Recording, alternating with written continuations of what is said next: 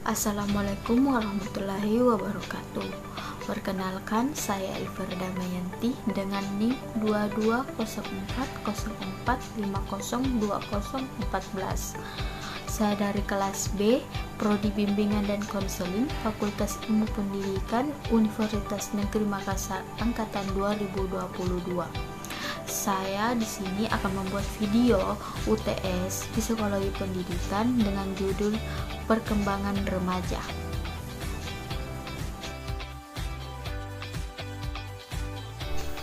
Perkembangan remaja secara umum. Masa remaja merupakan salah satu masa perkembangan yang dialami manusia dalam hidupnya. Dan masa remaja merupakan pengalian masa kanak-kanak ke masa dewasa. Beberapa ahli mempunyai pendapat yang berbeda mengenai kapan masa remaja itu terjadi, karena masa perkembangan ini bersifat individual. Ada perkembangan yang cepat, ada pula yang lambat. Suatu contoh batasan umur remaja menurut beberapa ahli Nuryoto 1994, yang pertama, umur 13 sampai 18 tahun Harlock, yang kedua umur 12 sampai 21 tahun Jersil, yang ketiga umur 13 sampai 21 tahun Korlek, dan yang keempat umur 13 sampai 21 Haditono. Perbedaan pendapat atau temuan ahli-ahli tentang masa remaja dapat disebabkan oleh subjek dan variabel-variabel yang mempengaruhi perkembangan remaja, termasuk latar budaya pengasuh, keadaan sosial dan ekonomi, dan latar pendidikan orang tua, media, dan perbedaan-perbedaan individual atau ciri kepribadian lainnya. Bahkan menurut Korle, dalam Nuryoto 1994, masa perkembangan itu terdapat perbedaan pada masa perkembangan remaja, yaitu jenis kelamin. Remaja yang duduk di SMP dan SMA mencakup umur 13 sampai 19 tahun, kemungkinan dalam masa remaja awal, pertengahan sampai masa remaja akhir. Adapun 3 kesulitan yang dialami remaja. Yang pertama, apabila remaja memasuki dunia kerja pada usia 16 atau 17 tahun, mereka dipaksa dewasa dalam waktu singkat. Tidak jarang ia memiliki trauma. Yang kedua, anak yang bergantungan kepada orang lain atau orang dewasa lainnya. Mereka memiliki sifat tidak percaya diri, malu.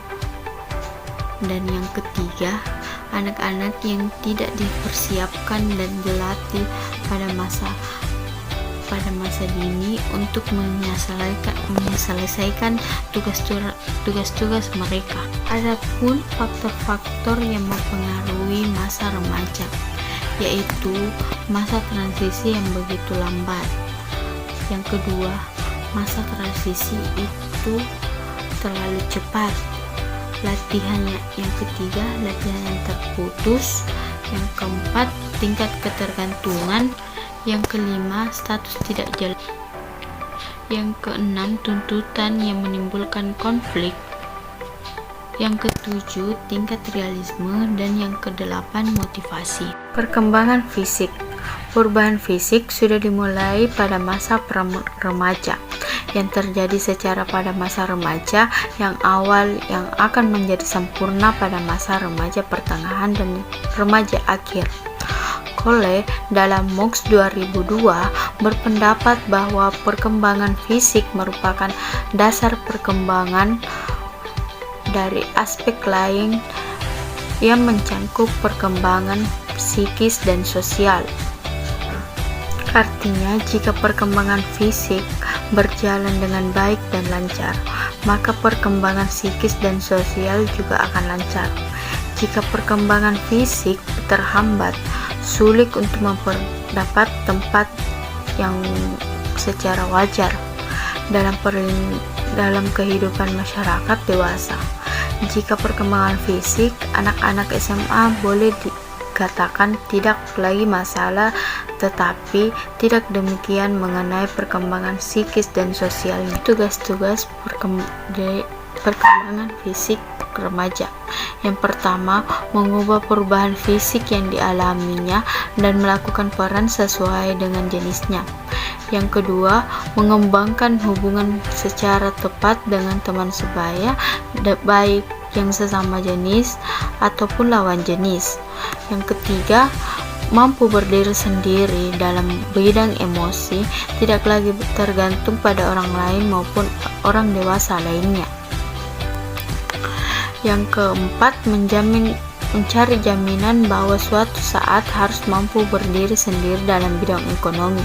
Yang kelima, menentukan dan mempersiapkan diri untuk karirnya dan memasuki pasaran kerja. Yang keenam, mengembangkan kemampuan kognitif dan konsep-konsep yang relevan dengan kebutuhan masyarakat. Yang ketujuh, memahami dan mampu bertingkah laku yang dapat dipertanggungjawabkan. Yang kedelapan, mempersiapkan diri untuk berkeluarga. Yang kesembilan, mendapatkan penilaian bahwa dirinya mampu bersikap secara tepat sesuai dengan pandangan ilmiah. Adapun fungsi hormon seksual pada remaja menurut Dusek dalam Nuryatus 1994. Yang pertama, fungsi morfogenesis, yaitu hormon seksual mempengaruhi pembentukan struktur dan bentuk tubuh seseorang. Dia akan menjadi seorang lelaki atau seorang perempuan.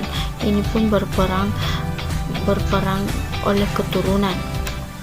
Yang kedua, fungsi integrasi, yaitu hormon seksual mempengaruhi hormon fungsi insting dan pola tingkah laku sesuai dengan spesiesnya. Contohnya, ibu yang baru melahirkan langsung menyusui anaknya. Yang ketiga, fungsi regulasi, yaitu hormon seksual merupakan bagian dari organisme yang harus bertanggung jawab terhadap keseimbangan diri dalam situasi apapun. Adapun faktor-faktor yang mempengaruhi hormon seksual. Yang pertama, keturunan. Yang kedua, inteligensi. Yang ketiga, kesehatan. Yang keempat, gizi. Yang kelima, status sosial ekonomi keluarga. Yang keenam, ukuran tubuh. Dan yang terakhir, bentuk tubuh. Perkembangan kognitif. Piaget dalam Workshop 1987 menjelaskan bahwa selama tahap operasi formal yang terjadi sekitar usia 11-15 tahun, seorang anak mengalami perkembangan penalaran dan mampu berpikir untuk memecahkan persoalan yang dihadapinya berdasarkan pengalaman langsung. Remaja yang sudah mencapai perkembangan operasional formal secara maksimum mempunyai kelengkapan struktural kognitif sebagaimana halnya orang dewasa. Namun, hal ini tidak berarti bahwa pemikiran remaja dengan penalaran formal sama baiknya dengan pemikiran aktual orang dewasa, karena hal secara potensial sudah tercapai. Asimilasi dan akomodasi dimotivasi untuk menghasilkan perubahan skema kognitif. Perkembangan emosi. Menurut Piaget, perkembangan afek selama tahap operasional formal sama halnya dengan perkembangan kognitif dan struktur intelektual. Selama masa remaja, perkembangan afektif yang berpengaruh terhadap emosi remaja ditandai dengan dua faktor utama, yaitu perkembangan idealisme dan perkembangan kepribadian. Emosi merupakan salah satu aspek psikologi manusia dalam ranah afektif. Aspek psikologi ini sangat berperan penting dalam kehidupan manusia pada umumnya dan dalam hubungannya dengan orang lain pada khususnya. Perkembangan moral. Secara umum, arti perkembangan moral adalah suatu pengampunan dalam pertimbangan moral yang menggambarkan dengan jelas sikap yang benar atau salah terhadap komitmen personal dalam kesadaran legitimasi alternatif kompetensi. Remaja mengalami perkembangan moral sebagai hasil interaksi dengan lingkungan yang menyediakan model perilaku moral. Juhas dalam Furman 1990 menemukan bahwa genjer status sosial ekonomi, religiositas, inteligensi, lokus kendali, dan karakteristik kepribadian dipengaruhi oleh faktor eksternal. Perkembangan sosial.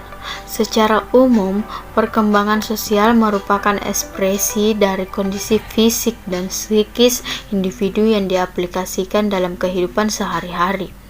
Remaja mengorganisasikan ciri-ciri kultur tertentu dan menjadikannya sebagai ciri khas mereka sendiri, termasuk misalnya model rambut, pakaian, musik, dan semacamnya yang membedakan dengan ciri-ciri kelompok usia lainnya.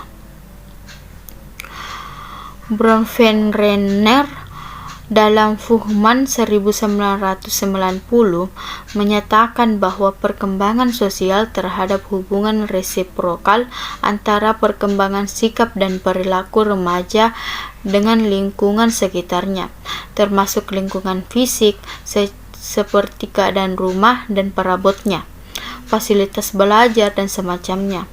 Pada masa prapubertas, remaja mulai tertarik perhatiannya dari lingkungan keluarga terhadap perilaku sosial lebih luas melalui kelompok teman sebaya.